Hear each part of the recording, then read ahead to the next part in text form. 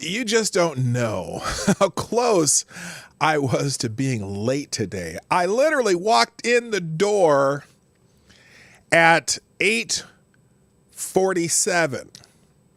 Ran inside, threw some dog food in the dog's dishes, let them out of their kennels, ran downstairs, started the timer, ran back upstairs, let them out, let them back in after they went there, did their business, gave them their morning treat that they get every day, and poof, here I am. The one that you love, asking for another day. Yeah, I can't sing that high. Sorry. Hey, good morning, everybody. It is Tuesday. Well, no, wait, I can't even tell you that yet. I'm just going to wing it today, sort of. I do have some things I want to talk about, though. I really, really do. Oh, I kind of peeked there, didn't I? Anyway, I'll see you right after the intro. Johnny, play the intro. Ladies and gentlemen, coming to you live from the Lucky Dog studio in a hidden location somewhere in the upper Midwest of the United States of America, it's a brother making his own way but with all the wrong opinions. Welcome to the Morning Night Live with your host, yours truly, PDawg Knight. And stop the music. Good morning, everybody. Welcome to the Morning Night Live. I'm your host, Marty, also known as PDawg Knight on the internet, and welcome back to the Dawg Knight Channel. And it's the 17th of what's in month? It's November, right? It's November 17th. Is it this week? No, Thanksgiving's next week. What the hell is Thanksgiving? Where's my calendar? Where's my phone? Where is my whole life? I'm so far behind today. I gotta tell you, y'all.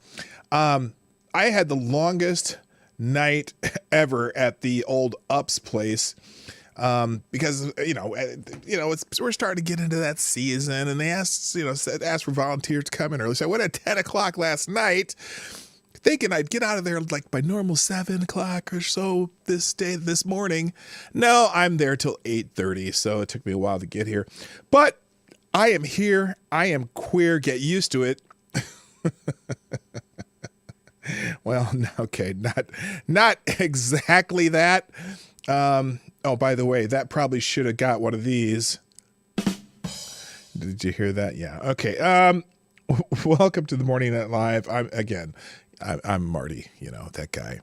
So let's, like I said, I'm going to be sort of playing it by ear, but first, let me say good morning to everybody, because even though I'm late, I still want to say hi. Keenan was first in the house today and gets the bell. Good morning, our friend Keenan, and also good morning, Selecta Boy. Yeah, boy. Good morning, Avocados Diabli, the Devil's Advocate, Meckwell Depot. Yo, yo, yo, yo, yo. I see you there. JQR code. Release the Kraken. Release the Kraken. Is it? Oh, good. Is it still? Yes, it still is trending. Good. You know what? Because I changed the title to the show, Put Up or Shut Up. Remember I said that yesterday? And I'm saying the same damn thing today. Let's see it now. You know what I mean? Anyway, and also JQR code. Do you come here as a different name sometimes? But anyway, I'm glad you're here. Also, good morning, Mike Savage, Blarg, Wikipedia Snippet, Maddie, and Ronan, who's I'm sure in the background. Also, good morning to James, PFP, DI Freighter Watcher, Not Provided, Willett Ford, Stabbing Joe Scarborough. Be careful with those knives. Good morning, Tyler F. Good morning, Dammit Chadwick, a.k.a. Chadwick Dupree. F Virtual Learning. F this homeschool shit. They need to get over this election affection and get these kids back to school. I'm going to lose my mind. I just want to know what's going on in your house, Chadwick. Also, good morning, Nathan Payton. Good morning, Purple Pill Perspective. Nice to see you back. Special K on acid is in the hizzy. Yo, also to him or her. I don't know. Well, I'm assuming him, but I should never assume anyone's gender. Good morning, L Wolf. How you doing? Hey, Larry. No, that's his name, really. Hey, Larry is in the house. Jim Heelis, that's a name that I don't see all that often. Good morning. I'm glad you're here. Wait, it jumped again. I hate it when it does that because I'm sure there's names on here that I'm missing. Robert Lapine is here. Katie did skate. Hate Camel. Hate PDawg ain't gay. He's just getting by. Jonas Pedersen. Very good. Very good, Hate Camel. Jonas Pedersen, Ricky Ravioli, K Shull is in the house also. Who else here? Am I getting every John Connor? John Connor, please be careful. Please stay with me so I can protect you. Good morning, John Connor. Riesler's in the house. PDawgKnight, what's up from the ATL? Oh, you're from the Black Mecca, huh? ATL, good morning. And I think I already said hi to not provided, but I'm going to make sure by saying it again. All right, so lots of people here already. Oh my gosh, we're already up to about 40 people. That's cool. All right, Cynical Lindsay, how you doing? Nice to see you, my friend. So, okay, you know what? Release the Kraken is trending. That's good. Oh my God, what is wrong with that? Hang on a second. I look like shit. I'm sorry, but I gotta fix this now. Holy smokes. What the hell happened to oh my God, I look like a ghost. I'm gonna fix that shit right now. Hold on, guys. It's embarrassing. Did this thing like reset into something? God, dog, do I look terrible. Here, let's fix. There's the color scheme's all messed up. Let's see. What do I need here? Saturation. Well, no, I need that. I need this brightness. Wait, how do I do this? Okay, that's there. Good God. There's a weird. Oh, maybe it's this. The white balance. Let's try this. Is that it? Is that what's going on here? Oh, there we go. There, a little glow's coming back. Oh, now I look red. I'm sorry that I'm doing this during the show, but damn, I just look terrible. And it's embarrassing. Let's fix that. Okay, there we go. I'm starting to look human again. Now let's just cool off on the saturation here. All right, there we go. I feel much better about myself now. I don't know if you guys care, but yeah, white balance. Bigot. There's something going on over here in my head. I should just start wearing makeup for this shit. Anyway, good morning, good morning, everybody. I am, and including the one who das wipe.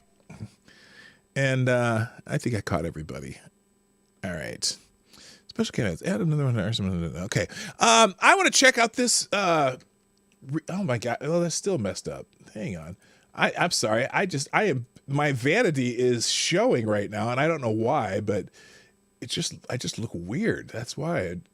Let's see. Should I go this way? No. Take the brightness down a little bit. Oh, that works. And then the contrast. Nope. The contrast has got to go that way, and then the sharpness, the white balance. It's that white balance thing. That's what it is. Oh, that messed up. There we go. Okay, that should. Oh no! Oh my God! What the hell? Well, I need a producer. Damn it! I need a producer to do this shit. All right, let's check out the hashtag that the release the Kraken hat tag. Just what did I say? Release the Kraken. Let's just check out this hashtag because is the Kraken being released or not? So top on this is L. Lynn Wood. Every lie will be revealed. Sidney Powell will release the Kraken. If you cherish your freedom, you need to get in the arena for yourself, for your family, for the generations to come. Oh, I almost forgot. See, now that I'm able to do music again, I'm stuck on doing music again, and today is Reggae Day.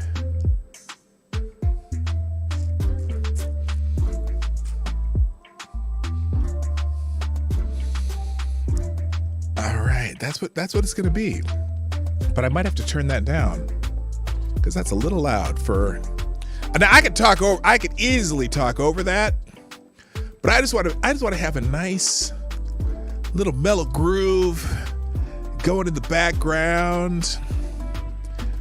white balance day has nothing to do with racial issues. Well, I know that. I'm just playing. It's just a joke. It's just a joke. It's just a oh no, it's a debate. It's not a debate. All right, there's no debate here. Let's check out the Release the Kraken hashtag and find out if the Kraken has indeed been released. Okay, so that's that. Let's see. Okay, so that was Lynn Wood. Oh, Tim Pool. Yay, Tim Pool. Release the Kraken sounds an awful lot like trust the plan. I'm chilling. You put evidence and I'll report on it. Ding. I agree with Tim Pool today. I don't know if that's good or bad. Some of you might think it's good. Some of you might think it's bad. Good morning, Aaron Meredith and Michael Hatfield.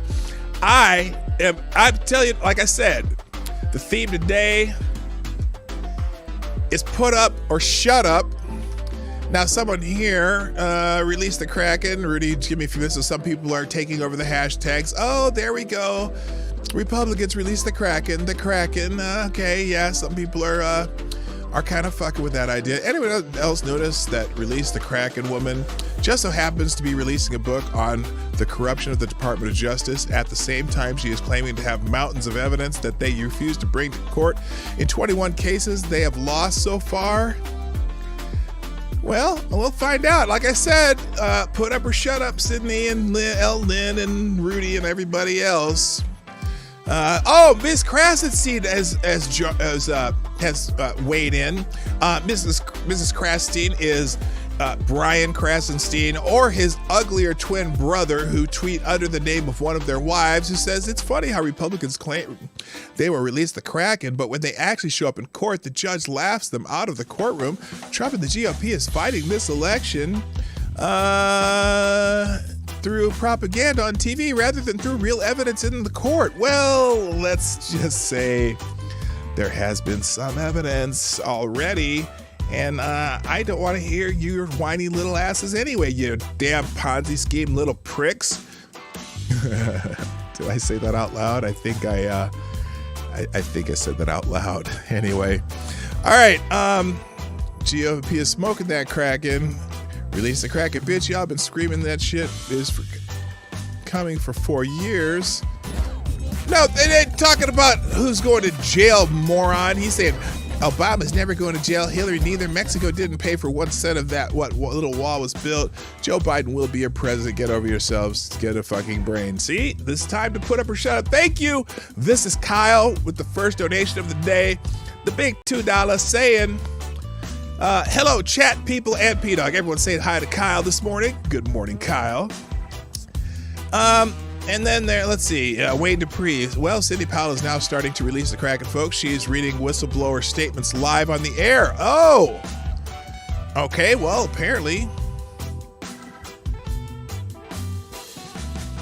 Does anyone remember when Sidney Powell announced there was a tape of Hillary skinning a child? Yep, saying Sidney Powell is going to release the Kraken. Well, she's doing fine with Michael Flynn's job with Michael Flynn. And there's Scott Adams. So anyway, you know what? We'll find out later if she actually releases the Kraken. Release the Kraken! Okay, I gotta turn my monitors down, my headphones down. Is that music level okay? You can hear me over the music, put a 1 in the chat. That's all. And then if you can't, put a 2. I think I'm talking plenty loud. But damn it, I gotta turn my headphones down because it's gonna... There we go. All right. Now it's a nice level for me to hear and talk. Hi there. Everyone should seek Kyle.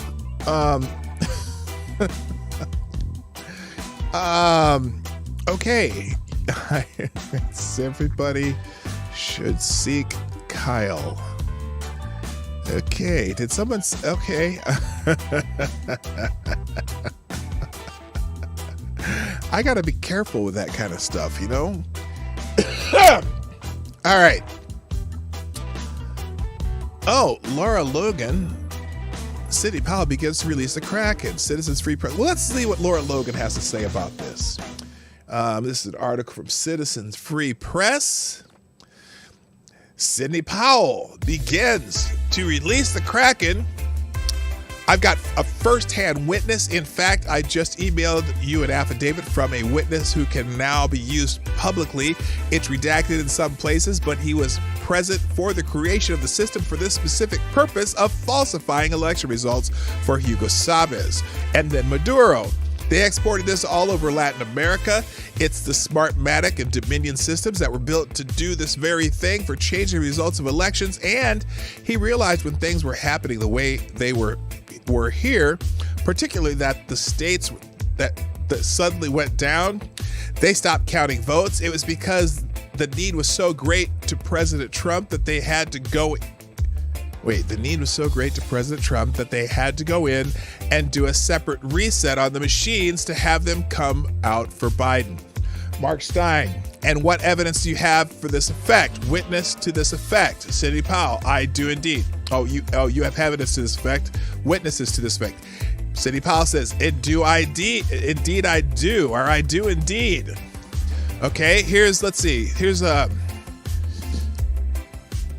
this real quick. What's the problem for you with this Dominion voting systems? Well, there are so many problems, Mark. It would be hard to articulate all of them. Their system was specifically created and designed by Venezuelan money and interest to rig elections for Hugo Chavez and then for Maduro. It was exported internationally, understand, to rig an election in Argentina. And it has been used to rig this election to make it appear the votes were for Mr. Biden when Donald Trump won overwhelmingly. And I'm in the process of collecting evidence through a fire hose to the point it feels like a tsunami now. Maybe this is from a couple days ago. This is from yesterday. Patriotic people, American citizens who are coming forward to tell us exactly what was going on. And I just got word today that 100 Dominion employees have even taken any affiliation with Dominion off their LinkedIn accounts. And Dominion scrubbing names of people like crazy. Right. And it started, it only came out because I think a county clerk happened to notice that 6,000 Trump votes had been transferred to Joe Biden, I believe in Michigan. But presumably less alert. It also came out because some of my math experts, who I know very well, immediately identified the algorithm that was being run to change the vote. Okay, well, any number of batches of votes were changed by the machine, which by its own manual. Oh, okay. Sorry about that. Here, let's pause this. Yeah, I should probably chill on the music in between when I play these. Hang on a second. Hang on, we'll finish this out. It was changed to run 67% for Biden, and votes were injected in that number by the hundreds of thousands multiple times. The exact same number and ratio were injected like 3 times in Wisconsin and twice in Michigan, or vice versa, a couple of 20 minutes apart or something. It's absurd. And for people to say there's no evidence of fraud, or the people that want to cover up the fraud for whatever their personal interests are. Okay, so then there's a second part of this. We also have some evidence coming in that people who bought these Dominion systems for their states. Again, you know what? Here's what bothers me about this already. And I said it's put up or shut up day. Evidence coming in does not match what you said on Saturday, that we have evidence. Now, maybe they have evidence and there's additional evidence coming in, but listen to her first words here. Now, granted, she may have the whole kit and caboodle for all you know, but the way she said that just now doesn't put any confidence in me. Have some evidence coming in that people who bought these Dominion systems for their states got special benefits on the side. Right. And I mean, the that doesn't mean anything. Kickbacks don't mean anything. Kickbacks just means that someone got a kickback, and that's a whole nother issue. I want to put up or shut up. Put up or shut up. Put up or shut up. Not evidence coming in, but anyway, we'll listen to the rest of it. Of the corruption is what the American people have felt for a long time, but we're just now getting people to come forward because. You know what else it makes me wonder? Okay, They used this system in Georgia. Did Stacey Abrams really win Georgia then? Did they use this in 2 years ago when she lost by 50,000 votes? Just curious. I'm just curious. And believe me, I have no interest in Stacey Abrams being the governor or any other elective office. But Georgia's one of those states. It's so bad, and they've realized that I'm here, and I will fight for it until we get it out there. I was very interested by this business of the algorithm because I hadn't realized till then. I'd heard of this company, but that in Canada they're just tabulators. In other words, they just run optical scanners that scan paper ballots. So if you have an argument about the result, like they did, I think it was Nova Scotia, New Brunswick, a couple of years back, they've actually got the hardcore paper ballots and they go back and count them manually. But in America, it's completely different machines they're running, which are actually voting machines and not just these optical scanners. Is there, when you've been going on about Gina Haspel at the CIA, I mean, the deep state security guys who've certified that this is the cleanest election ever run in America, are they the guys who... Fired. Yeah. He's fired. I don't Okay. know. Okay, hold on. Yes, Dawg, that is Mark Stein. And somebody else asked me, how am I? Oh, I'm doing well. Thank you, Dr. No, and nice to see you this morning. And whoever said something about my singing, watch it. I'm coming for you. Anyway, and by the way, we do have our first Streamlabs donation of the day, and that would be from Jenna. And Jenna, You are the new Streamlabs Superstar Donor of the Day. thank you very much for the $5. Just stopping by. Nice to see you live alive and not on catch up. Keep up the great work, my friend. Well, Jenna, you are the most awesomest. Thank you so much. And I appreciate the fact that you watch on replay when you can't come live. So, wait, did I say that? That didn't sound right. Anyway, Come on, man. Anyway, let's finish this up and we'll move on. Payroll they're on, but they need to be fired yesterday. Democrats Elizabeth Warren and Amy Klobuchar were complaining about this several years ago. Carolyn Maloney wrote a letter to people about it years ago. Which They're we read even some of scrubbing those the articles yesterday. They cited from the internet. We've gone There were and a lot checked of on people. several. There were a lot of people concerned about these voting systems. The state of Texas wouldn't use them. There were several. Elizabeth Warren, Amy Klobuchar, a couple other people had talked about the problem with these before, and so on and so forth. So anyway, let's see if she says anything that I can say. Oh, don't have to say put up or shut up anymore. We'll find out. Links, and they're gone. This is very widespread, and I have no doubt at this point it involves the tech companies at Silicon Valley who are also... Okay, whatever. Look, if you want to follow that thread, there's 8 pieces to that interview with Mark Stein. I don't know. There probably is some place where you can get that in a better way. Hang on a second. Let me, let's see. If you want to find that, here's a link to that. If you want to go listen to that later yourself, all 8 parts of it.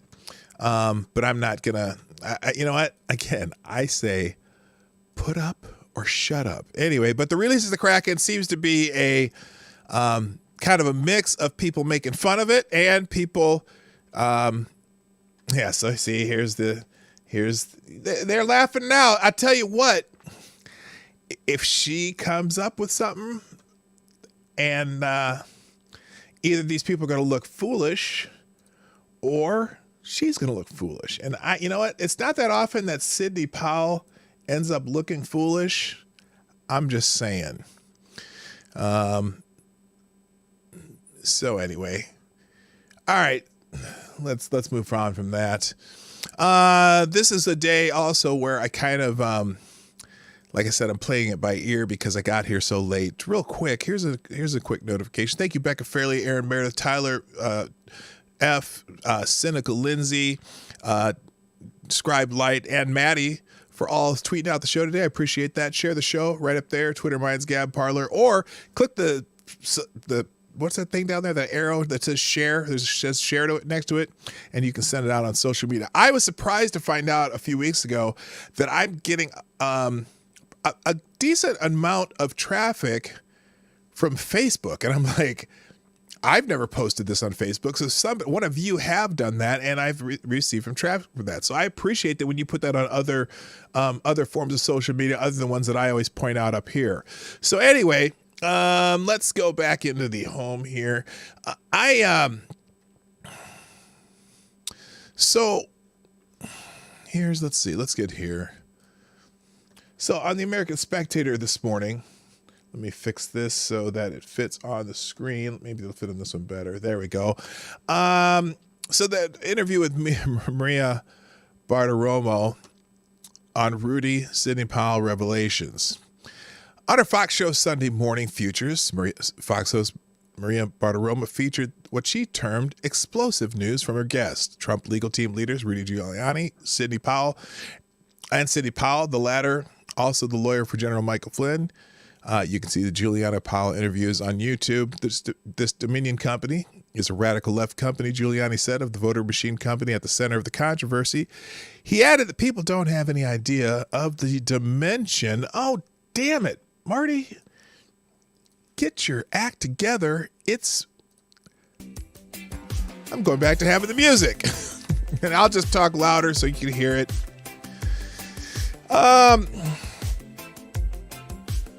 That is really loud, isn't it? Dang, I'm gonna figure this out. I'm gonna have to get another cord. Is what I'm gonna have to do. Hang on.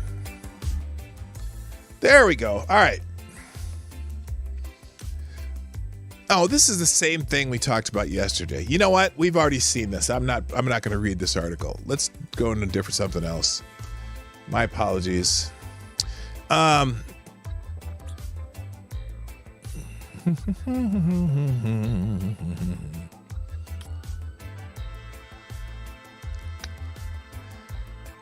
right. How about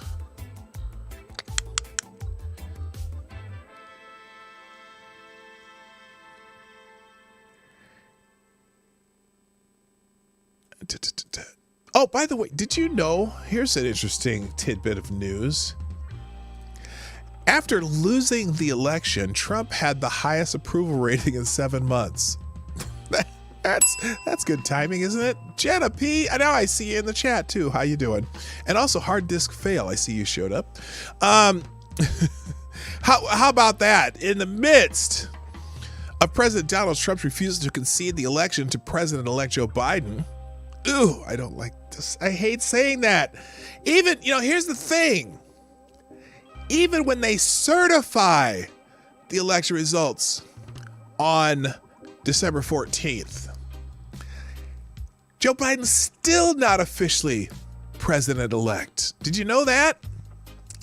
Until the electors get together, I don't know what day, January 5th, I think, is that the day?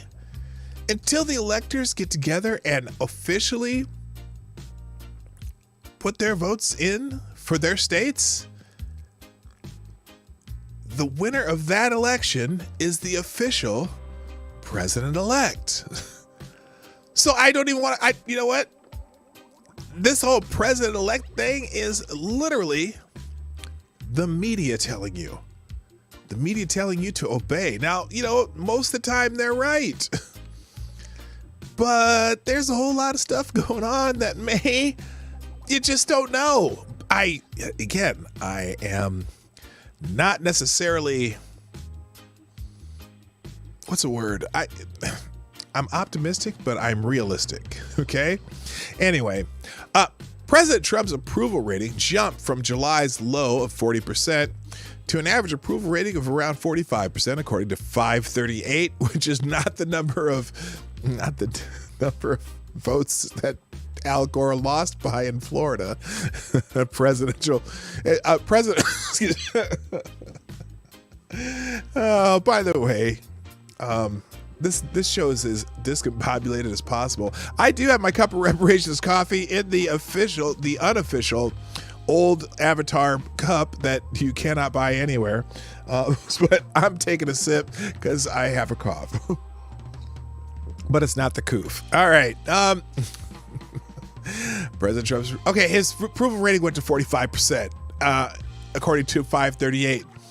The last time President Trump received a 45% approval rating was approximately 7 months ago, Newsweek reported. While the president's approval rating has gone up slightly, his November 11th disapproval rating still remains at 52%.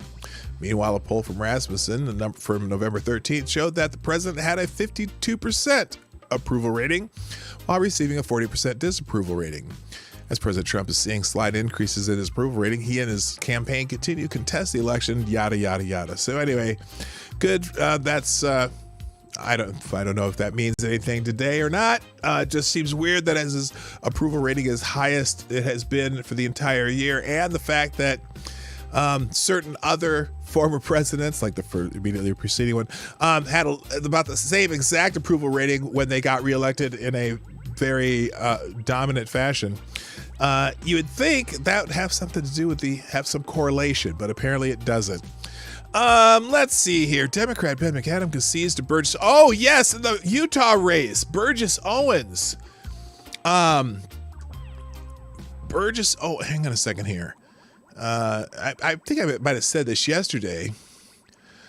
Hang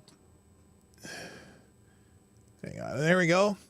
Democrat Ben McAdams concedes to Burgess Owens in the Utah House race. Representative Ben McAdams, Democrat of Utah, conceded Monday to a Republican challenger and former Oakland Raiders Super Bowl champion Burgess Owens in Utah's 4th congressional district. Here's the AP breaking. Republican Burgess Owens wins an election to U.S. House, beating incumbent Ben McAdams.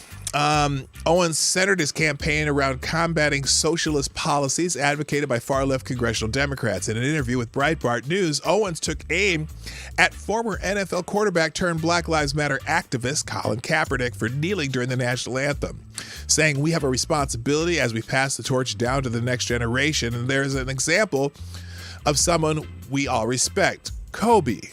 Owens stated, "There's a difference in Kobe's approach to life and maybe some other athletes who don't quite get it." The former football player added, "My generation has dropped the ball.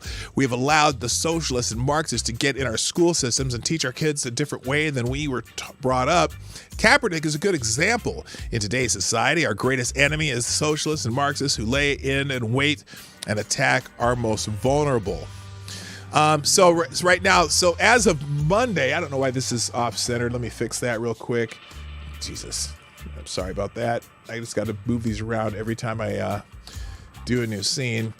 So right now, 12 House seats have flipped to the Republicans. Young Kim in California, 39. California, 48. Michelle Steele. Florida, Carlos Gimenez. Florida 27, that's 40-26. Florida 27, Maria Elvira Salazar. Iowa, Ashley Hinson, and that's Iowa 1. Michigan 3, Peter Meyer. Minnesota 7, Michelle Fishbach. New Mexico 2, Yvette Harrell. New York 11, Nicole Maliotakis. Oklahoma 5, Stephanie Bice. South Carolina 1, Nancy Mace. And Utah 4, Burgess Owens. Now, something fascinating about this entire lineup here. Young Kim is a Korean. What the hell did I do there? That's not what I wanted to do. Anyway, Young Kim is of Korean descent, and a lot of people have been making fun of her in a racist sort of way. Because, you know, if you can't make fun of someone if it's not racist, and that's how they play the game. Look at all these women though. 1, 2, 3, 4, 5, 6, 7, 8, 9. 9 women. Because Republicans are sexist. Burgess Owens is a black man. Carlos Gimenez is Hispanic. Maria Elvira Salazar is Hispanic. And then all these other people. So, hot dog. I mean, not that that means anything. I don't care that they're women or of other races, but you know, it is narrative breaking, if you ask me, and that's a good thing. You know, y'all can just suck an egg. Not you, You know who I'm talking about. Anyway, like I said, I'm a little discombobulated today. Let's find something else. California Republican Young Kim plays Richie. Okay, let's get out of this whole thing. Here's an interesting. How is this always happening? So that rioter who knocked the dude out in Washington, we saw that video, and then they kept trying to show. They said the video was doctored. Hang on, let me fix this. All right, so move it over there. Here we go. All right, so the rioter who punched out a Trump supporter in a viral video is a registered child sex offender. What is it with these Antifa people who get arrested or that they're all child sex offenders?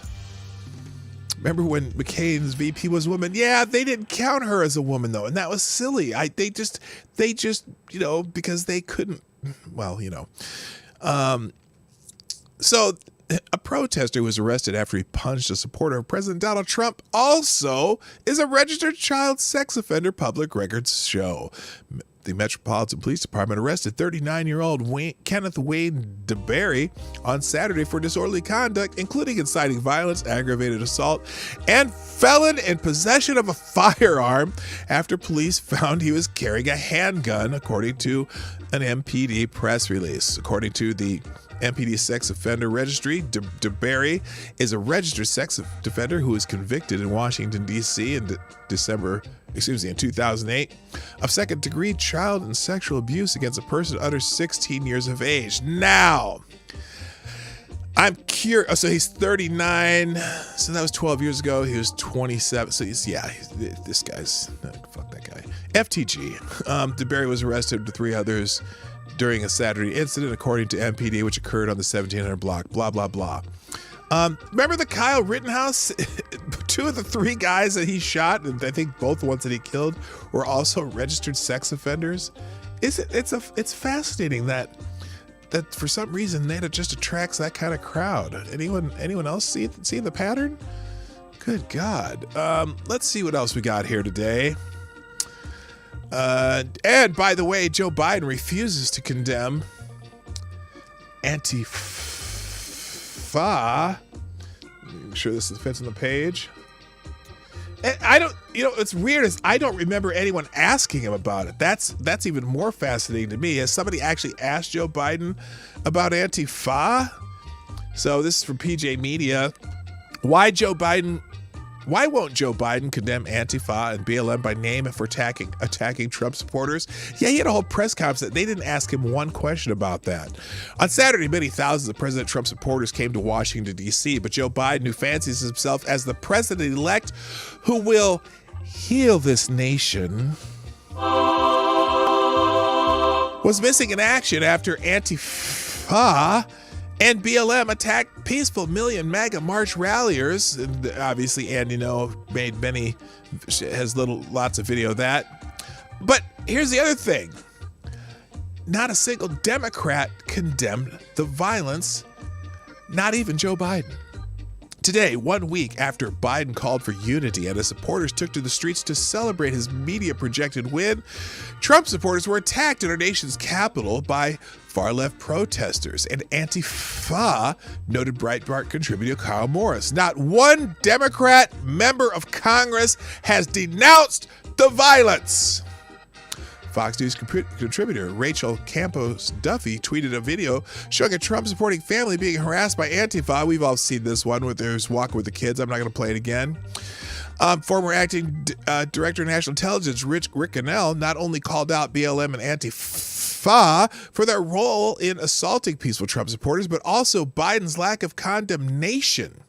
This is BLM and Antifa, and they are Joe Biden supporters. Biden hasn't condemned them. Look at the videos. Well, yeah, there's all kinds of videos. And what's weird? And as you listen to the media, I don't even recall anyone in the media, at least the mainstream, the Mockingbird media that all repeats what everyone else says and anything the Washington Post says, they haven't said anything either. They kind of mentioned there was violence, but they kind of get to this. This is kind of, the violence broke out at this MAGA rally. The violence just broke out in those MAGA rally. Instead of that, they were attacking people. Good morning. Why are you so angry? Well, maybe it's because of the hear no evil, speak no evil, see no evil, do no harm to the evil. They are sick. That's what Why Are You So Angry says. Good morning, by the way. And oh, hey, Donatello Slapfella's in the house, and Check Your Logic's in the house. Nice to see you. So anyway, I'm sure Biden will denounce this when all the press ask him about it. Oh, wait, they didn't ask him about it. They haven't asked him about it yet. The Trump campaign also called on Joe Biden to condemn the violence. It's egregious to see that kind of violence break out against really peaceful individuals who were in D.C. to show support for President Trump. Trump campaign spokesman Aaron Perrine said Monday morning on Fox Business, unfortunately, this is not the first time this kind of violent attack has happened against Trump supporters. I remember back in New Hampshire in the primaries when a 16-year-old boy was punched in the face for standing there wearing a MAGA hat. Have you ever heard them condemn that violence at all? Now, granted, you know damn well if, and I'll bet you somebody will ask President Trump about some Antifa person getting hit. Remember the girl okay, I'm trying not to say bitch, but I can't think of anything else. The bitch with the knife got knocked the fuck out. Remember her? Come on, man. Remember her? I'm surprised somebody hasn't asked President Trump about her. Do you condone full-grown men punching a woman? Bitch, you just trying to stab people with their damn knife. Good morning, Bear Cock and Lord Stanhope. How you doing? Anyway, Joe Biden. Wait a minute. Joe Biden finally spoke out on the matter via a spokesman. Why is it Joe Biden's been at the mic a couple times since this? Why hasn't he condemned the violence? Joe, via a spokesman saying that the former vice president continues to denounce all acts of violence.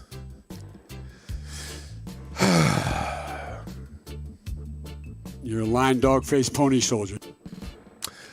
The spokesman, Andrew Bates, did not name Antifa or Black Lives Matter, the two groups behind the violence. Does Joe Biden think he can get away with not specifically condemning the groups responsible for the violence? Joe Biden needs to man up and condemn them specifically. End of article. Moving on.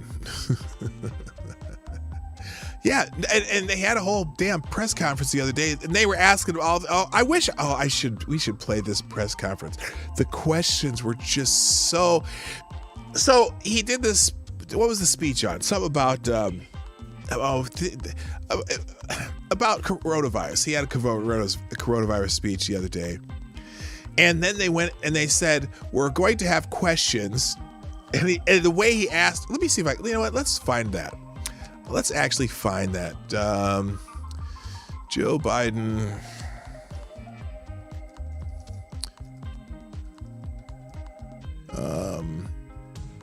Here, Joe Biden's speech. Let's hear it is.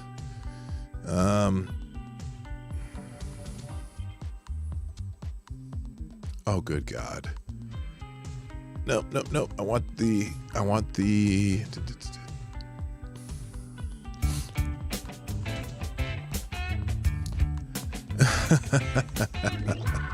Well, as I'm looking for that, I see I have a donation, the Devil's Donation, 666, from Mr. Beaver. Mr. Beaver, you must be from Oregon. Eaton Beaver says, time to break out those extra large cans of whoop ass and open them up. Yes, I agree. Thank you, Eaton Beaver. Did your mom name you that? Did your... I bet she did. No, I bet your dad named you that. Thank you so much, Eaton Beaver. Good morning, Sapphire Dragon. How you doing? Nice to see you. All right, let's see here. And James. Oh, Jenna. That's Jenna. I thought it said James. I thought it was James. I already said hi to Jenna. I'll say hi again, Jenna. Hi, Jenna.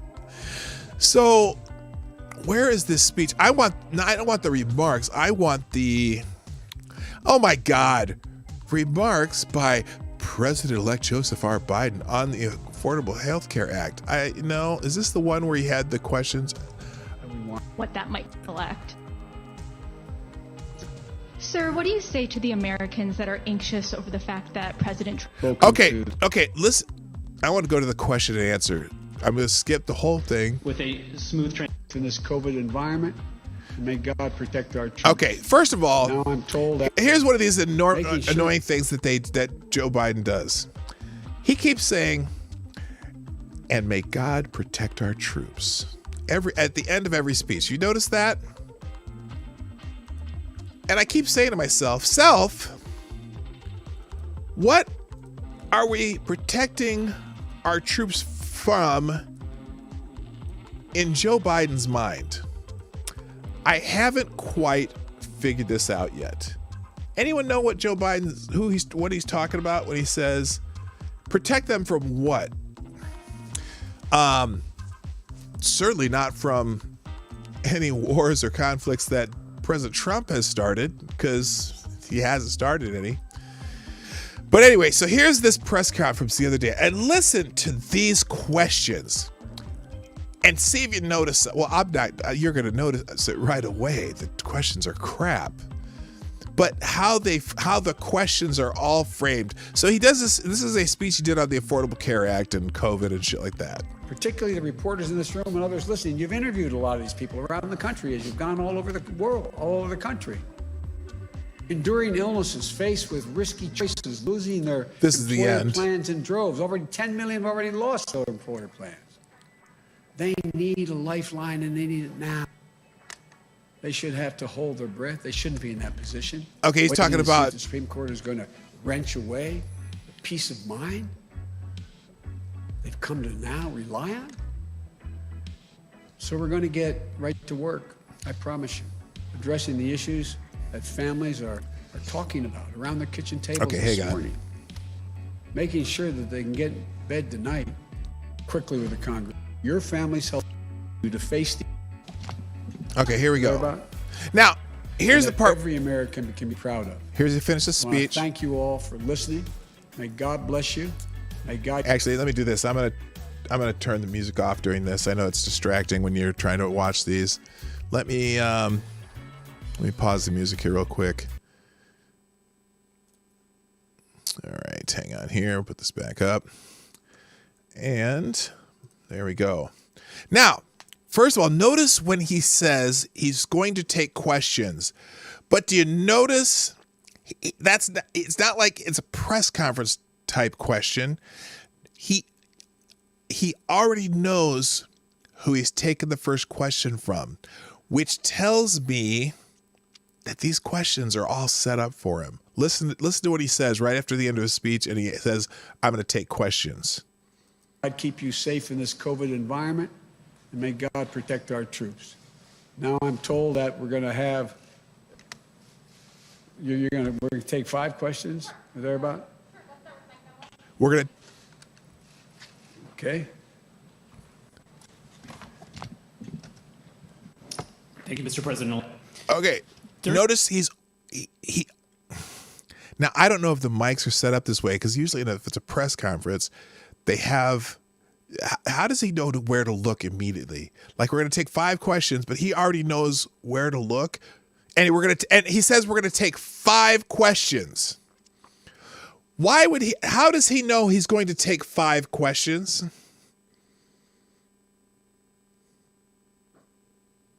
Because the questions are already set up. He's not taking 5 questions. He's taking 5 questions that they've given him answers to. Watch. Oh, don't do this, dude. Don't give me the ring of death. Come on. Come on. Come on, baby. I'm told we're going to have 5 questions. Wait a minute. How do you know it's going to be 5? This is supposed to be just taking questions after your speech. God damn it. Come on. Let's fix this. Sorry, gang. Let's see if this works. We're going to refresh it, and it's not going to work, is it? Oh, great. Did they take this down? All right, here we go. And we'll put this back up here. Says he has won this election. His president himself Hang on here. says Again, watch this. And that every American can be proud of. I want to thank you all for listening. May God bless you. May God keep you safe in this COVID environment. And may God protect our troops. Now I'm told that we're going to have,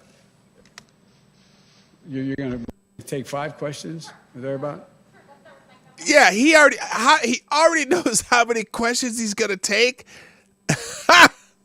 It's set up. Listen. Okay. And he's opened up his notes to where he has the answers. Thank you, Mr. President. During the campaign, He's reading along you with the said question. You were not naive about how difficult it would be to unite the country.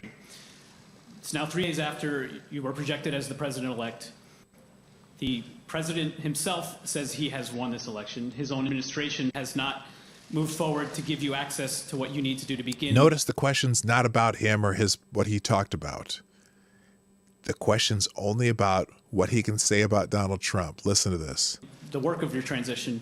Just a few minutes ago, the Secretary of State, when asked if he would cooperate with a smooth transition, he said there will be a smooth transition to a second Trump administration. Oh my God! They're telling this lie again. The Secretary of State told a joke and then said very specifically that they would be completely prepared to the transition. He even said, I've been through this before. I know how it works. Hinting that they would be ready to transition with the new administration. He said it was on the other side of this. I've been on the other side of this. But that's a bullshit question anyway. I wonder if you have a message for the president who may well be watching right now. And how do you expect to be able to work with Republicans when so many have thus far refused to even acknowledge your victory? Well, first of all, we are already beginning the transition. We're well underway. And the ability for the administration in any way by failure to recognize our win does not change the dynamic at all what we're able to do. We've announced yesterday. Well, especially since they don't have to until the votes are certified. And we've done this. Oh, my God. It's done before. They want him to be president right now. He's not. Donald Trump is your president at very least until January 20th at noon on this of January 20th, 2021. Donald Trump's still the president. I know you want Joe, but anyway. The health group that we put together today, we're going to be moving along in a consistent manner, putting together our. Okay, I don't care about his answers. I want you to listen just to the questions. Okay, next question. You've responded to Secretary Pompeo, and I also. The fact that they're not willing to acknowledge we won at this point is not of much consequence in our planning and what we're able to do between now and January 20th. You've responded to Secretary Pompeo, and I also.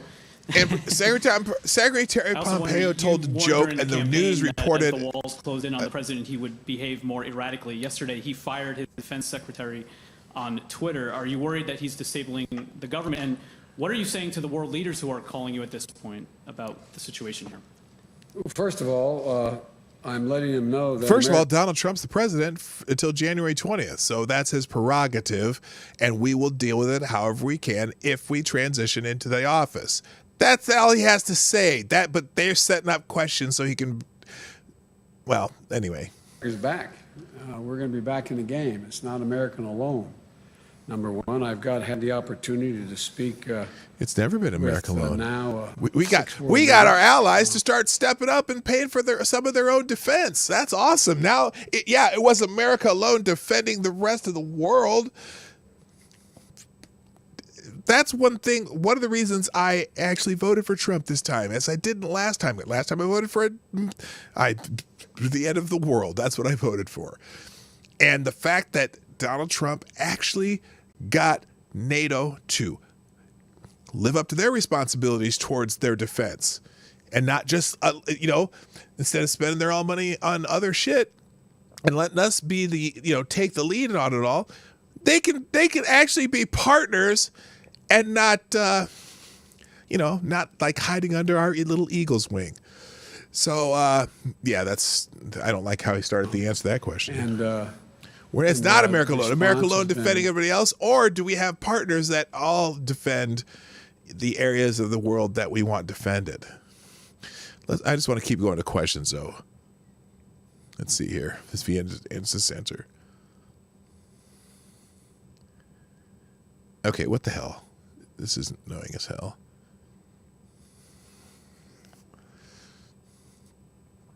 Okay, I got a better idea. Let's do it somewhere else. I got a better idea. I don't want to listen. They're all 5 questions were like that, though.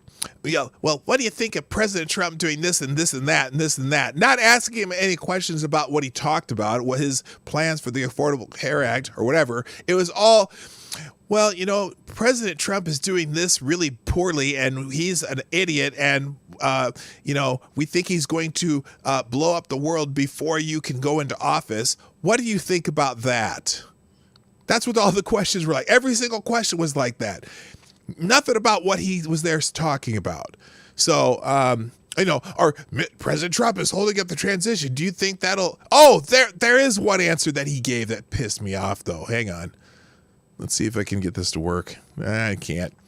Anyway, he was saying that the question was about, well, President Trump is not starting the transition with the Biden administration. And so how do you think that's going to affect the fight against the Chinese visitor? And he has the nerve to say, well, more people are going to die. Motherfucker, more people are going to die anyway. 1. 2, it's not like the entire government changes over when you get a new president. Your bureaucracies are all in place. If they start a program to distribute vaccines and shit like that, that goes through the bureaucracy. It's not like on January 20th, at noon, all of a sudden, everyone in that program transporting vaccines all over the country, automatically every one of them just drops dead like it's, what's that movie that, what's the movie? Or not the movie, the books. There was a book series about when all of a sudden half the world just disappeared. It was kind of about it was kind of a Revelations thing. Anyway, Left Behind. It's not like Left Behind. Oh, it's 11:59, January 20th, 58, 59, noon. Poof! All those people are gone. All of a sudden, all the distribution systems are all just disappear. No, that's not how it works. So if they start the distribution, because Warp Speed already has a distribution plan for these vaccines that we're probably going to get in December. Guess what? They already have a military logistics officer, the top military logistics officer in the country, putting together a plan for distributing any vaccinations that they are sending out.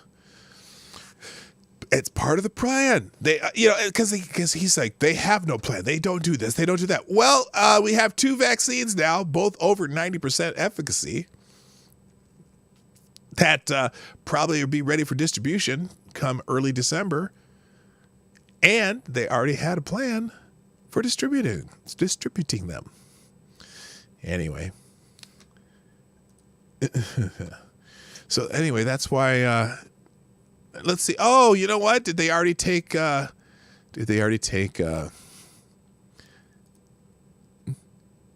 Release the Kraken still trending? You know what happens? Okay, so here we go. Release the Kraken was trending pretty big time too. They've moved it down to 25, 96,400 tweets, It's number 25 trending. There's number 19 at 1,752. Scott Disick or whatever, 1,983. Bitcoin, 160,000. Okay. Dolly Parton, 39,000. K-pop, 141 probably, because that's because Jungkook trends every fucking day. Yeah, but Release the Kraken. Oh, they moved it down here where no one can see it with 96,000 tweets. Because you don't want to know they're releasing the Kraken today. Well, hopefully, put up or shut up, right? Anyway, all right. Let's move on. All right, I'm just going to go through some headlines, and then we're going to stop at the ones I want to talk about. So, Ryder, we already did the Ryder who punched Trump supporter is a registered child sex offender. What's next for Antifa? Biden administration might have trouble getting the genie back in the bottle. Oh, really? Couldn't imagine. When people set fire to a building, it really does not liberate me one bit. It does the opposite. It fuels the political culture that makes racism possible. That's some black activists in Portland speaking out. This might be a problem. Not for me, but maybe these people who are speaking out, because you know the Antifa aren't too fond of people not obeying. Black activists in Portland speak out against leftist violence.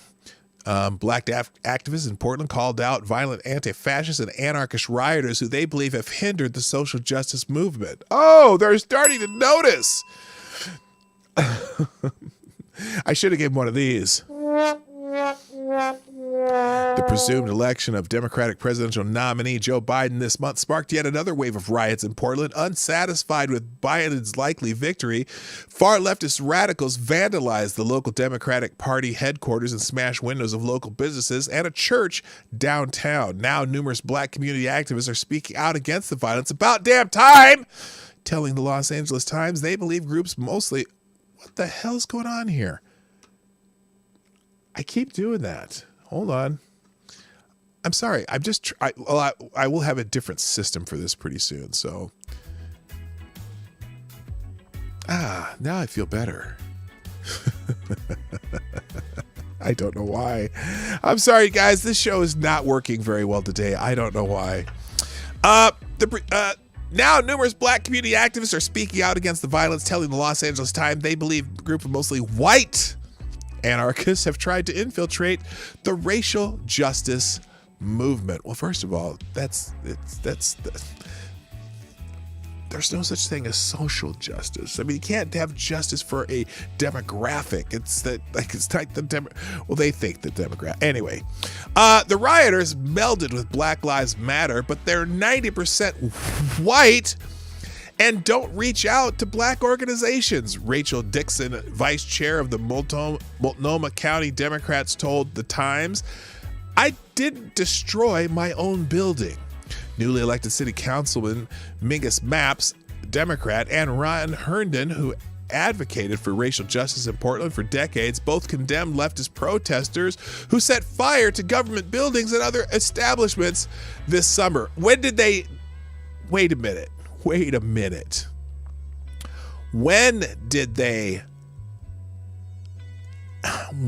they condemn the leftist protesters? You mean they just did? Good morning, Black Hebrew Israelite. That's right.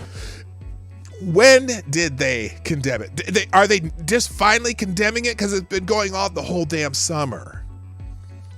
They continue. When people set fire to a building, it really does not liberate me one bit. Oh, you're figuring that out finally, Mr. Maps? It does the opposite. It fuels the political culture that makes racism possible. What? Wow. Imagine. I can't believe it. When people set fire, oh, wait a minute. Hernan added, when I hear about somebody burning something down, I think about that as an act that's always been used against black people. You are not helping us.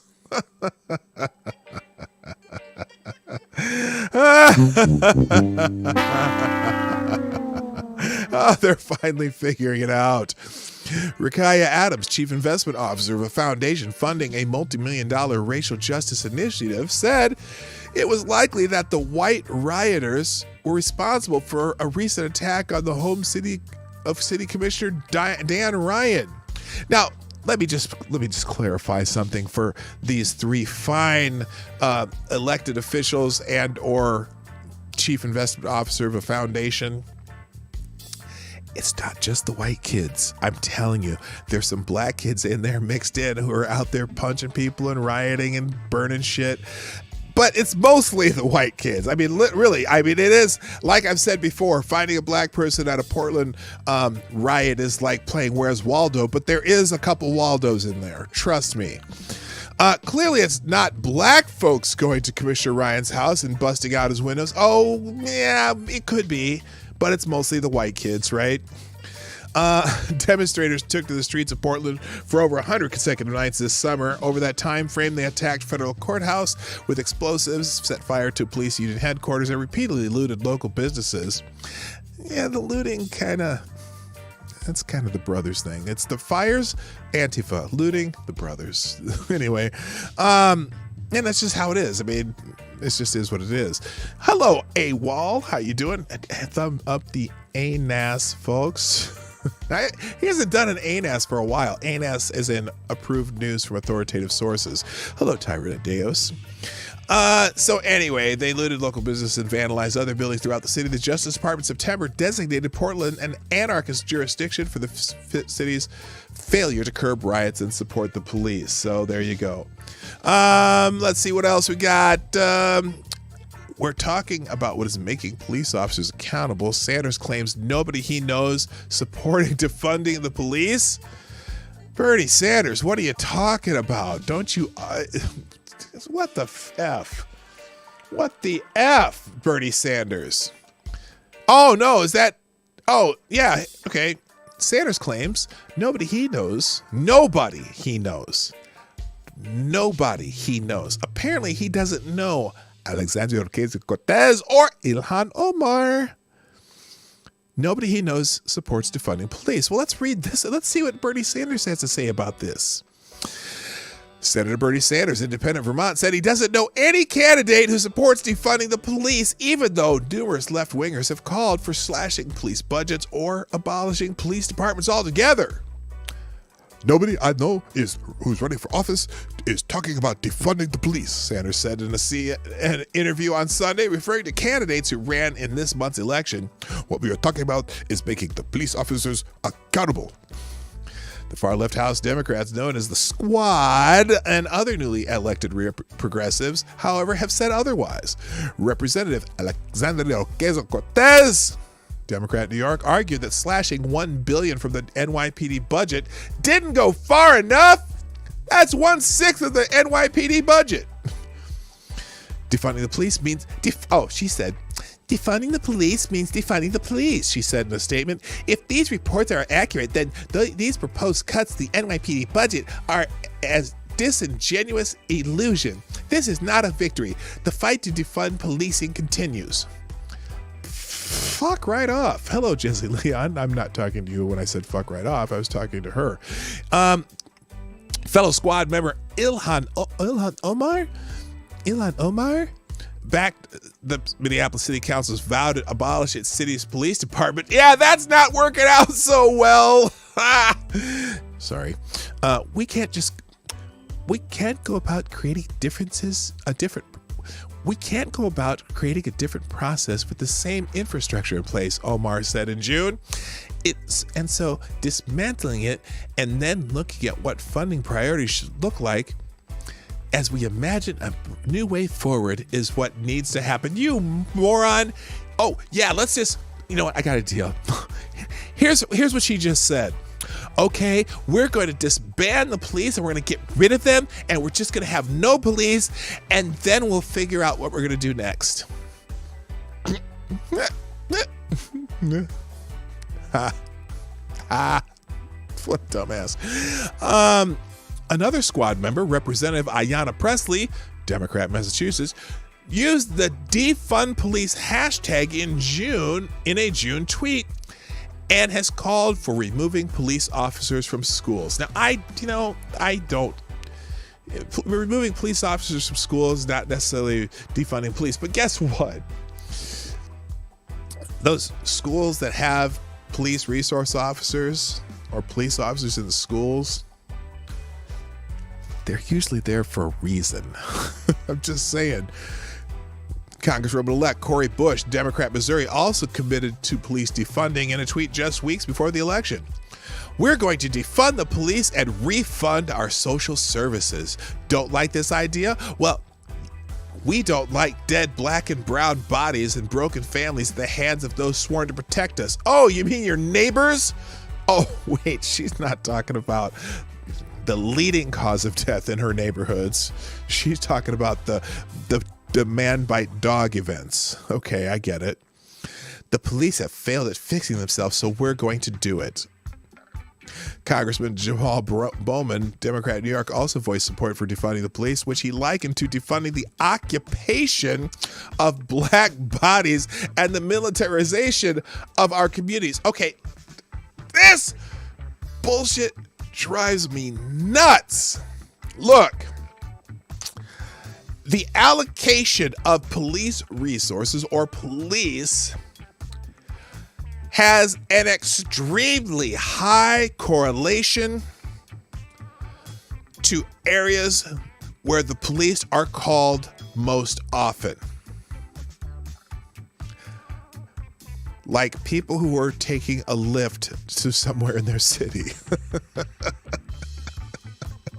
Y'all heard about the Seattle, is it Seattle? The woman who's kind of the biggest advocate for defunding and disbanding police. She called the police because, she was taking a Lyft, the company Lyft. She was taking a Lyft ride to somewhere, and she got in an argument with the Lyft driver because the Lyft driver wouldn't close his window, which is a policy of Lyft right now during the visitor from China that makes you coof. And she got in an argument with him. He said, okay, fine. You're going to keep arguing with me? I'm going to let you out at this gas station. And she called 911 on the Lyft driver because she was going to put her out in this gas station and she demanded that he get her a new ride when really with Lyft, you have to use your app to get a new ride. But she called 911 for that. Yeah, brilliant. Here's Jamal Brown. How traumatizing is this for these kids? Will they receive an apology, compensation, mental health support? No, they just have to go on being black in America. This is LA County sheriffs pulled their guns on a group of black teenagers in Santa Clara, California, who were reportedly being attacked by a homeless man with a knife. Okay, I guess I need to see that one. Standard statement follow House Democrats' heated post-election conversation in which more moderate party members blame leftist messaging, such as defunding the police for several losses and near losses in the election. Anti-police activists began calling for local governments to reform and defund police in May following the death of George Floyd. Yes, I said George twice. Okay, yippee. Let's move on here. Do we need to, no, we don't need that. We already talked about Moderna and the Chinese, our visitor from China and that causes the coup. Hello, Anna Lynn, by the way. Dentist mouth mask is causing tooth decay, bad breath, and clenching and grinding feet. Okay. Let's see. Oh, this is kind of good news. So, Governor Andrew Cuomo of New York is putting out some big ass restrictions in New York again, right? Oh, what the hell did I do there? Well, that doesn't seem to be going over well, not only with the citizens of New York, but apparently also some sheriffs. Thank you, Black Hebrew Israelite. That's right. Who says now they're trying to call out the honkies in the BLM movements that are rioting and looting in the name of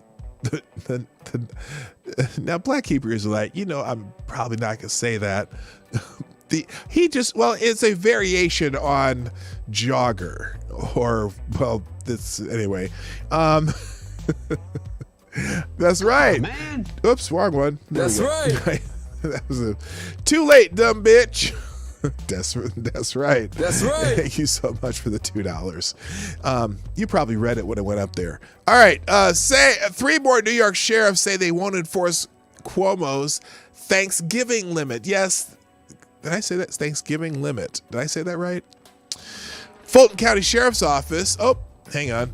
3 more upstate New York sheriffs have announced their refusal to enforce the state's private gathering limit on Thanksgiving. In a scathing Facebook post on Saturday, Fulton County Sheriff Richard Giardino questioned the legality of Governor Andrew Cuomo's newly instituted 10-person cap on parties and other gatherings in private residences. Good morning, Hughes Touch.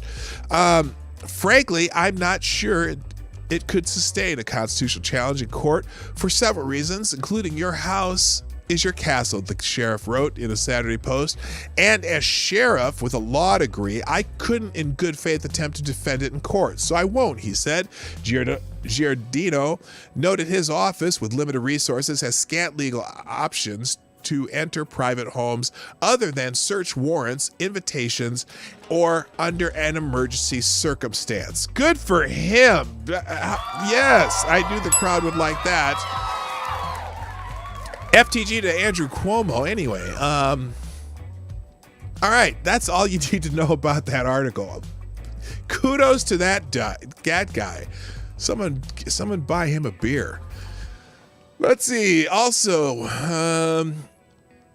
oh my gosh, softening us up for the Great Reset. You've been hearing this term, the Great Reset, lately.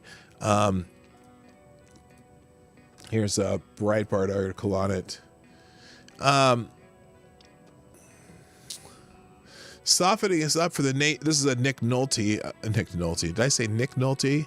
John Nolte. It's the John Nolte article. Softening us up for the Great Reset and climate lockdowns. That's the other thing. Are they going to start imposing climate lockdowns? They are just, here's what they're doing. They're getting us used to this authoritarianism that they're using for the COOF for future endeavors. Democrats are eager to lock us down again, because the previous lockdowns worked so well. Yeah, there's no more, you know what I'm saying. 2 more weeks, y'all. Welcome to month 8 of 2 more weeks. Can you imagine the corporate media if, back in April, I had told you Democrats would use the coronavirus to cancel Thanksgiving? I would have been called a conspiracy theorist, ridiculed, and fact-checked to within an inch of my life. Without evidence, Breitbart News claims Democrats want to cancel Thanksgiving, but here we are. Here we sit, 8 months into 2 more weeks, and these assholes are looking to cancel Thanksgiving. And yet they are canceling Thanksgiving, which they are, at the same time behaving as though they themselves believe the coronavirus is a big hoax, isn't really all that serious, doesn't quite really require any sort of lockdown. Governor Gavin Newsom, the Democrat of California, wants to cancel Thanksgiving while he is out proving he doesn't believe the coronavirus is a serious threat by attending a big party. House Speaker Nancy Pelosi wants to cancel Thanksgiving while she's out proving that she doesn't believe the coronavirus is a serious threat by running around maskless, getting her hair did, and planning big parties of her own. Until she got caught, of course.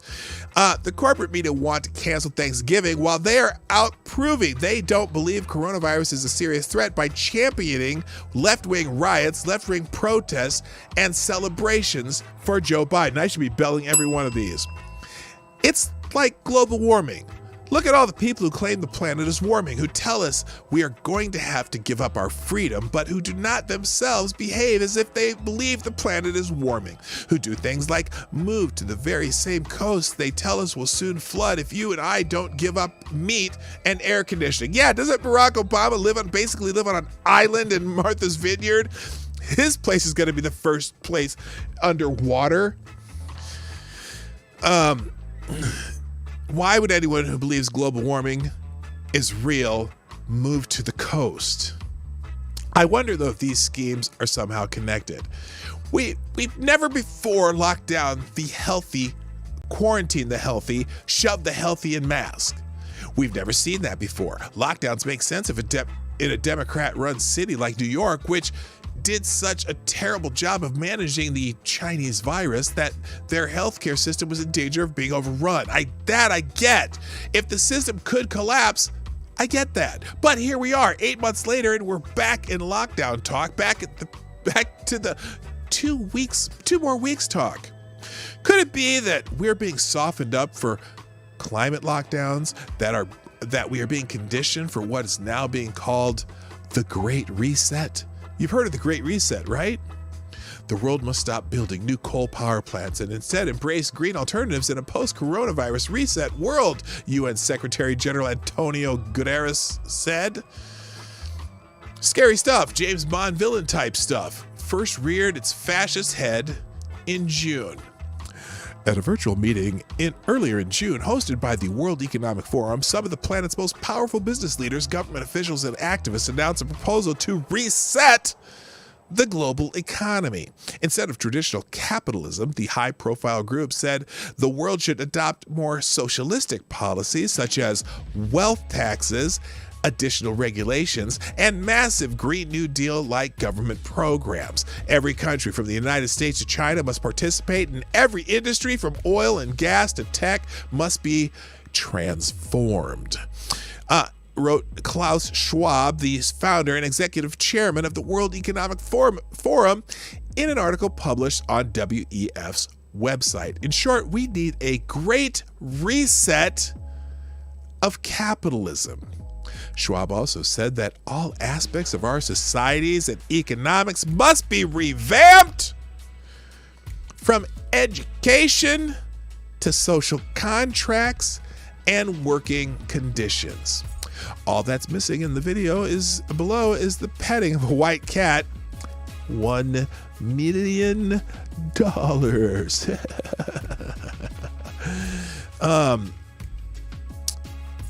Check out let's see the video here. How long? I'm not going to spend 5 minutes on this. Well, maybe I'll do this afternoon. Check out the World Economic Forum's 8 prediction for 2030, including you'll own nothing and be happy. That was all from 6 months ago. With the threat of a Biden presidency, though, the Great Reset is making a comeback. So what better way to save Mother Earth than to lock us down?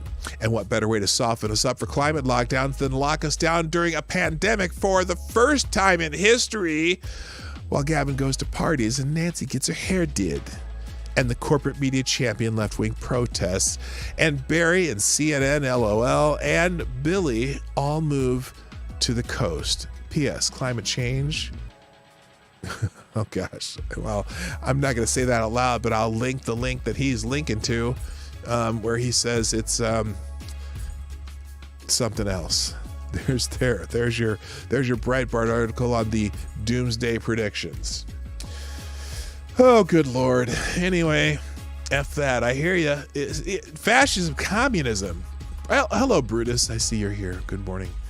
All right. How much time do I got left? I got 8 minutes. We can do one more. By the way, thank you everyone who's here, all 58 of you. Hit the like button if you like what we're doing. Let me do a quick commercial and I'll be right back for the finale. Here it goes.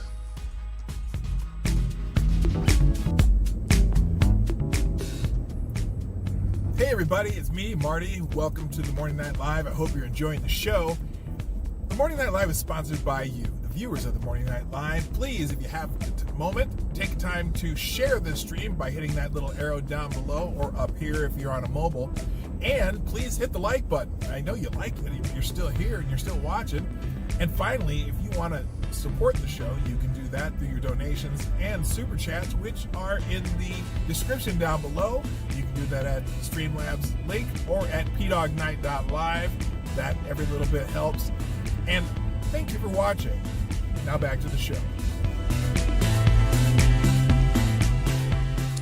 All right, and we're back. Hey, so we're going to finish up with this finale because we've been hearing a whole lot about the the office of the president-elect, complaining about the media and Democrats and leftists, and I know this is super redundant, but anyway, they're all complaining that Donald Trump won't concede and he hasn't done anything towards the transition to the new presidency, which he doesn't have to yet because it's not even, they haven't even certified the votes yet. They're still counting. And by the way, they are finding more votes all of a sudden. And I think when they audit some of these votes, they might figure out that the votes they fed through the machines may have more counts than they do by hand counts. I don't know. We'll find out. Don't know for sure. But anyway, they're all talking about the fact that they want to have a smooth transition. The word of the month is transition, because they're dying for a transition, right? And if Trump doesn't concede soon and start planning for the transition, there's not going to be a smooth transition, and it could kill people, and it could cause wars, and it could do this and that, and the whole world's not going to work right because they don't transition right. Let's take a look back at how the Obama to Trump transition was so smooth and perfect. Oh, wait a minute. The Obama-Trump transition was more like sedition. Barack Obama and Joe Biden may have given a public impression of the peaceful transfer of power, but they were working behind the scenes to sabotage the incoming president. Anyone remember any of this? I know that I thought it was such a smooth transition when they did it for Trump. Bipartisan calls for President Trump to concede the election and work with Joe Biden's transition team grow louder each day. In a joint op-ed, Andrew Card and John Podesta last week urged the president to start handing over the keys to the White House. Wait a minute! Motherfucker, he's got a whole almost 2 months left. You know, when you sell a house, there's kind of a rule of thumb that until closing day, the house doesn't belong to the new owner. They can't, because here's the thing. You say, okay, let's say you sell a house that has some things that the buyers don't like, right? And so, but the buyers say, hey, you know what, can we just come in the house and maybe do some decorating, or can we want to take that carpet out and put a wood floor in there, right? So you let the buyers who are going to buy the house, but you don't close for another 2 months, but you'll say, okay, yeah, that's fine if you want, because we're not here all that much. If you want to take that carpet out and put in some wood floors over there. And so the new buyers come in and they put in some wood floors over there, right? Before they close, they spend all their own money and put some new red wood floors in there. And then they say, well, you know what? Can we just paint this room before we move in? Because we want to make sure we can hit the ground running. And so they paint a room and stuff, right? But then, just a week before closing, they have a tragedy and can't buy the house. Well, now you got some new wood floors and shit for free, but you just don't do that anyway. Handing over the keys to the White House. Get the fuck out of here. January 20th, you can move in, and we'll make sure that you are briefed on what you need to be briefed on. Let's just wait till we certify the vote first. Anyway, for the good of the country and with the rest of the world watching, America needs to come together and start a smooth and peaceful transition of power, the pair wrote for the Washington Post. Oh, the Washington Post. Great.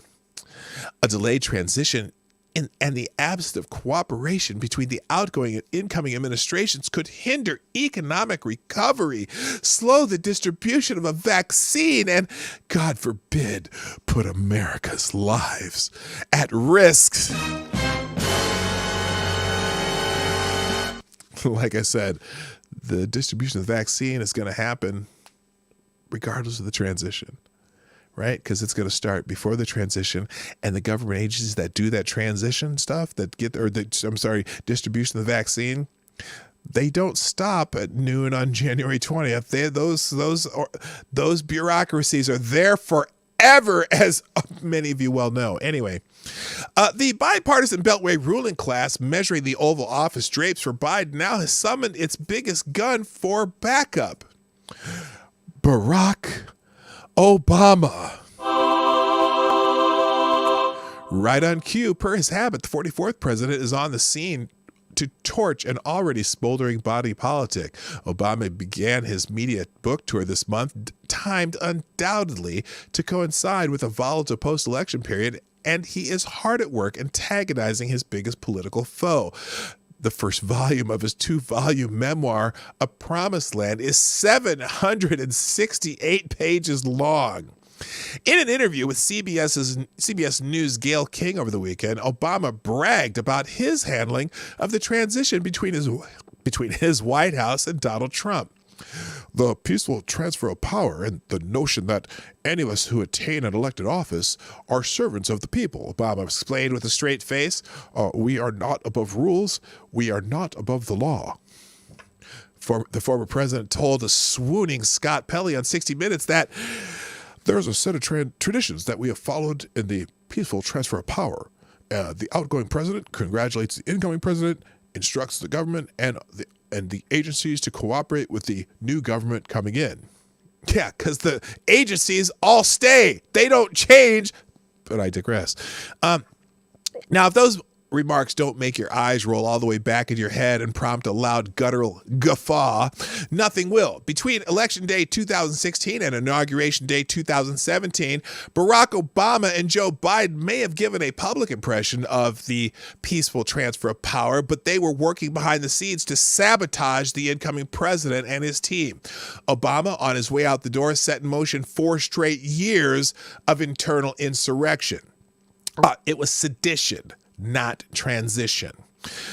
At the very moment Barack Obama welcomed Trump to the Oval Office on September 10th, 2016 for a kumbaya photo op, his FBI was spying on Trump campaign advisor Carter Page, and by extension, Donald Trump himself. Barack Obama's FBI, under corrupt leadership of James Comey, used fabricated political opposition research to convince a secret court that Page was a Russian agent and had conspired with the Russians to rig the election. Oh, but we can't question this election.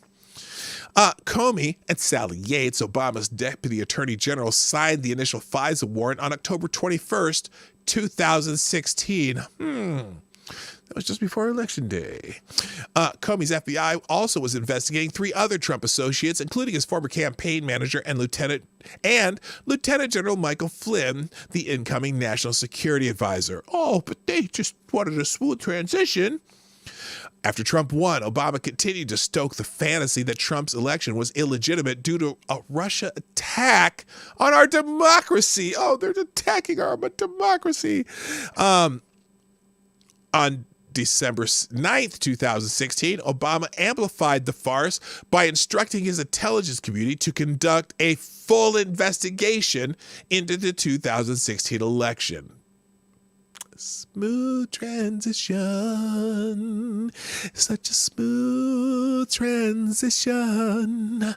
A mere 20 days later, the review was complete. On December 29, 2016, Obama announced a series of weak retaliatory measures against the Kremlin. The so-called intelligence community assessment, authored by then CI Director John Brennan, it was issued on January 6, 2017, exactly 2 weeks before Trump's inauguration. The document claimed, without evidence, oh, they love that word in the newspapers lately, that Russian President Vladimir Putin ordered an influence campaign to hurt Hillary Clinton and to help Donald Trump win. Bullshit. On the same day the intelligence community report was released, Obama's FBI director and director of national intelligence met with Trump in New York City.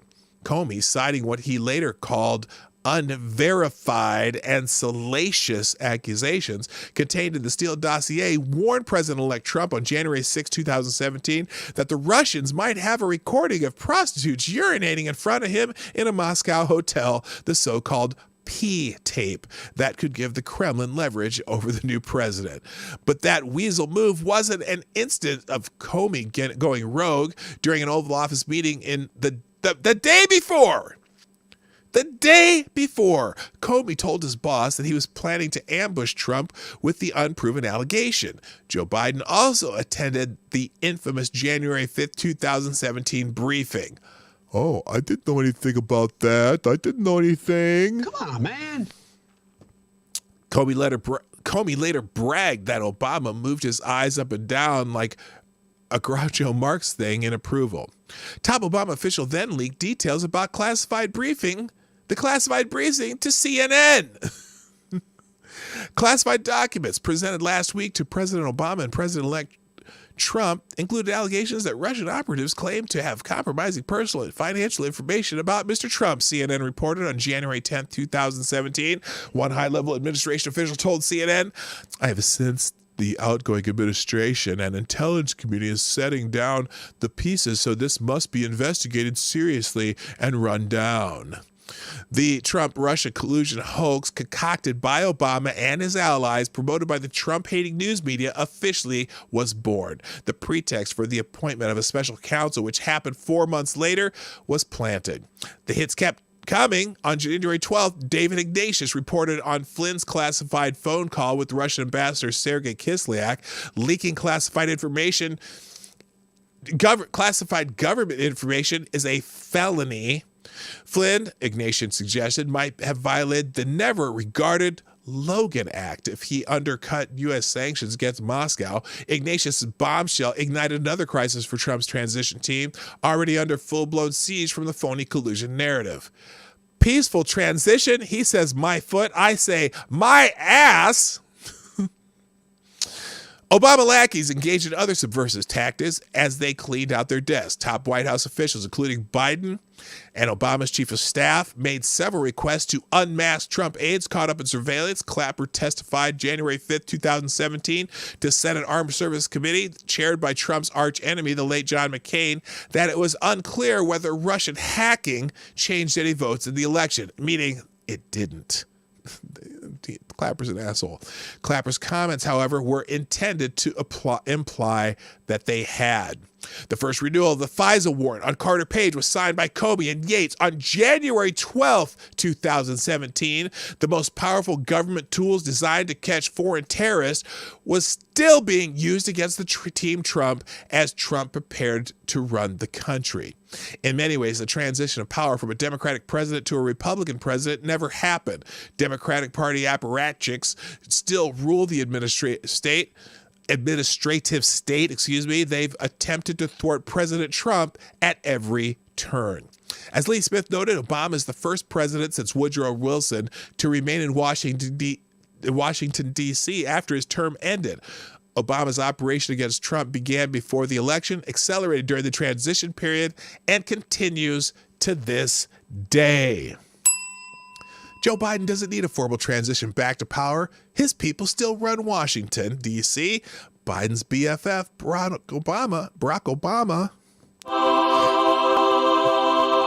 made sure of it. And on that note, we're going to close out today. Ladies and gentlemen, before you do a damn thing, hit the like button right now. Hit the like button, please. Hit the like button. Rest in peace, John McCain's tumor. Ouch, babe. That's kind of rough. I concur. Okay, I got to go, guys. Thanks so much for being here today at the Morning Night Live. Before you go, hit the like button. Also, share this stream out if you're watching on replay. Please put a comment down in the comment section below. And finally, if you want to make donations, because donations, Marty's got to eat. You can do that through Super Chats during the show, Streamlabs during the show, or after the show, or anytime you want, because it's through a PayPal link or through Cashapp or Venmo, which are all in the description down below. Ladies and gentlemen, I have to go. Love you all, but, every once in a while, I got to close it down and go to my other job. So I'm so glad we had this time together, but I'm not going to sing the rest. You have a great day. My name is PDawg Knight, and I'm out of here. Bye. Hey, this is PDawg Knight, and thank you for watching today on the PDawg Knight channel. If you have an observation or remark you'd like to make about this video or my channel, I absolutely welcome you to write it in the comments section down below. I really look forward to hearing from you. And before you go, if you like what you saw but you're not already subscribed, please make sure you hit the subscribe button and definitely click that bell that pops up afterward so you'll be notified when I post new videos or when we go live. I broadcast my live show, The Morning Night Live, Monday through Friday at 10 a.m. Eastern, 9 o'clock Central. A special thank you to all the supporters of this channel who share our videos on social media and who make donations through Streamlabs, YouTube, Venmo, and Cashapp, which are all linked in the description down below. Thanks again, and until next time, I'm PDawgKnight, and I'm out of here.